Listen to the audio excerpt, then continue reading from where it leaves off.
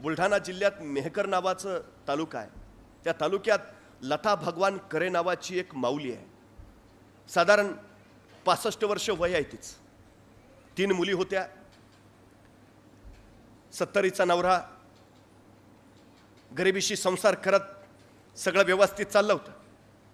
3 मुलींची लग्न करून दिली.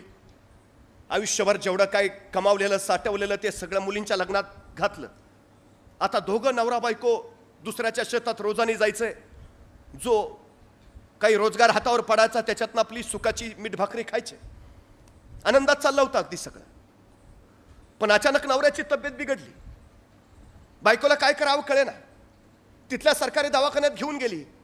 सरकारी दवाखान्यात डॉक्टरनी सांगितलं मोठ्या डॉक्टराकडे न्यावं लागेल. काय करावं सुचेना.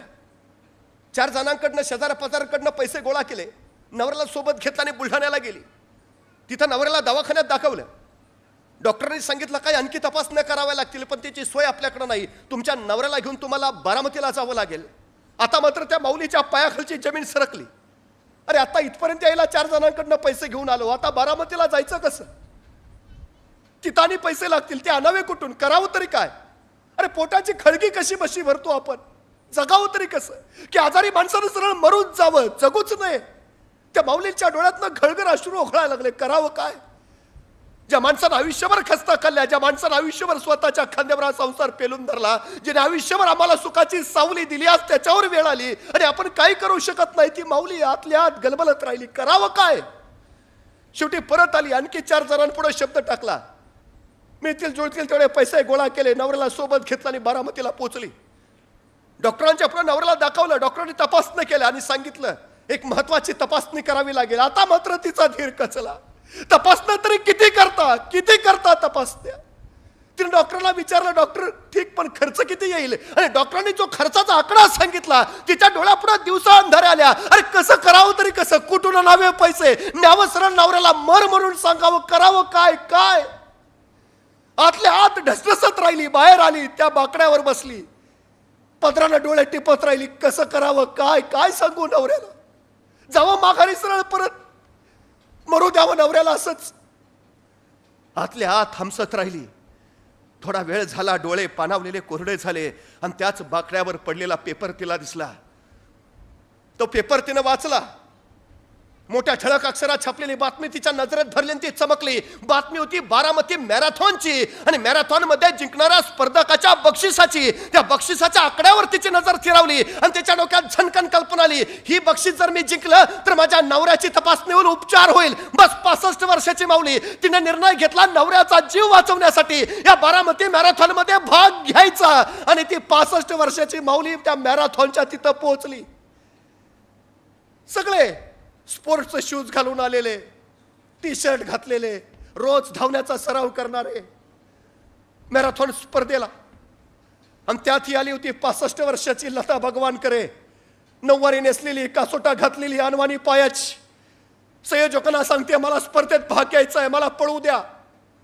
चकित होऊन सगळे बघायला लागले. ती सांगायला लागली माझा नवरा दवाखान्यात आहे, त्याला वाचवायचं असेल तर पळण्याशिवाय पर्याय नाही, मला कृपा करून पळू द्या. संयोजकाने तिला भाग घेऊ दिला आणि 65 वर्षाची माऊली त्या स्पर्धेला तयार झाली.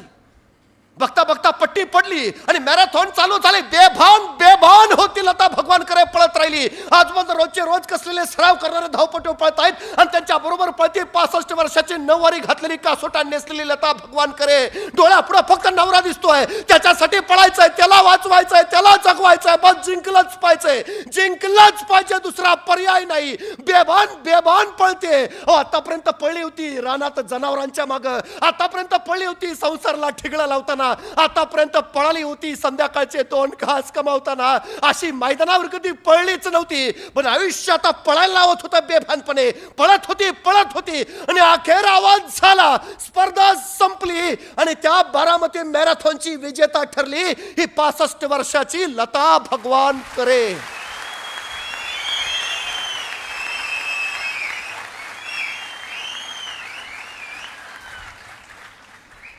वय वर्ष 65.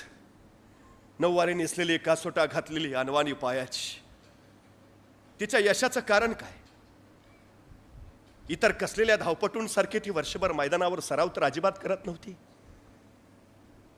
त्या मैदानावरचे खडे टोचून आहेत म्हणून तिच्या पायात स्पोर्ट शूज सुद्धा नव्हता. साडीचा कासोटा पायात अडकून आपण पडू की काय अशी भीती सुद्धा तिला वाटली नाही. रोजच्या रोज कसलेले सराव करणाऱ्या धावपटूंच्या तुलनेत आपण टिकू शकू का हा प्रश्नही तिच्या मनात आला नाही. आपण आधी कसेच पळलो नव्हतो हेही तिला पळताना आठवलं नाही.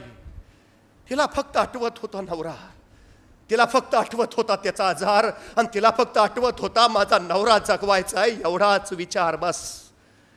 जिंकण्याची तिची तीव्रता एवढी प्रचंड होती ना, ती तीव्रताच तिला यश देऊन गेली. तुमची जिंकण्याची तीव्रता किती आहे याच्यावर तुमचं यश अवलंबून आहे. किती तीव्रतेने वाटतं तुम्हाला.